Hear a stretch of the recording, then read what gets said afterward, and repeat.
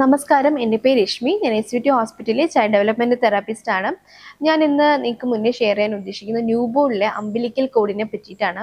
അപ്പോൾ പലർക്കും വീട്ടിൽ പോയതിന് ശേഷം ഉള്ള ഒരു കൺസേൺ കൂടിയാണ് അംബിലിക്കൽ കോഡിൽ ഉണ്ടാവുന്ന ഇൻഫെക്ഷൻ, അല്ലെ അതിൽ നിന്നുണ്ടാവുന്ന ബ്ലഡ് വരുന്നത് എങ്ങനെ നമ്മൾ അത് പേടിക്കേണ്ടതുണ്ടോ, അത് കൺസേൺ ആയിട്ട് നമുക്ക് എടുക്കണോ എന്നുള്ള കാര്യം.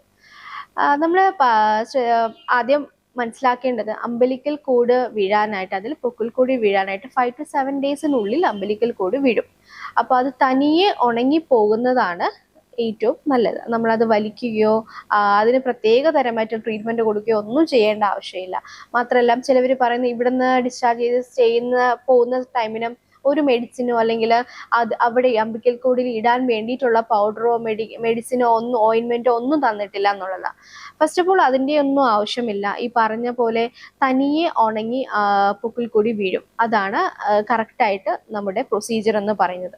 പിന്നെ നമ്മൾ കൺസേൺ ആയിട്ട് എടുക്കേണ്ട കാര്യം, അതിന് ഒരു റെഡ്നെസ് വരികയോ അതിൽ നിന്ന് സ്മെല്ല് വരികയോ പഴുപ്പ് പോലത്തെ എന്തെങ്കിലും വാട്ടറി ഫ്ലൂയിഡ് പോലത്തെ കാര്യങ്ങൾ അതിൽ നിന്ന് വരികയോ അങ്ങനെയാണെങ്കിൽ മാത്രം നമുക്കതൊരു കൺസേൺ ആയിട്ട് എടുക്കുക. അത് ഡോക്ടറിനോട് പറഞ്ഞ് ഡോക്ടറിൻ്റെ നിർദ്ദേശപ്രകാരം മാത്രം നമ്മളൊരു മെഡിക്കേഷൻ സ്വീകരിക്കുകയും ചെയ്യേണ്ടതാണ്.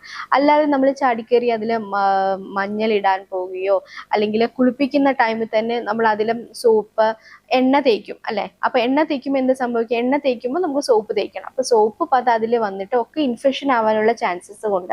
അപ്പോൾ അതെല്ലാം നമ്മൾ വളരെയധികം ശ്രദ്ധിക്കേണ്ട കാര്യങ്ങളാണ്. മാത്രമല്ല, ഈ അംബലിക്കൽ കോഡ് നമ്മൾ എപ്പോഴും ക്ലീൻ ആൻഡ് ഡ്രൈ ആയിട്ട് വെക്കുക. അതിലൊരു ഈർപ്പവോ വെള്ളമോ ഒന്നും ഇരിക്കാനായിട്ട് പാടില്ല. മാത്രമല്ല, ഈ പറയുന്ന പോലെ അതിൽ ഊതുകയോ അല്ലെങ്കിൽ വെള്ളം പോകാൻ വേണ്ടി ഊതിക്കളയോ ഒന്നും ചെയ്യൽ. നമ്മൾ കോട്ടൺ തുണി കൊണ്ട് നന്നായിട്ട് ഡ്രൈനെസ്സും അല്ലെങ്കിൽ ആ നനവുണ്ടെങ്കിൽ അതെല്ലാം ഒന്ന് ഒപ്പിയെടുക്കുക.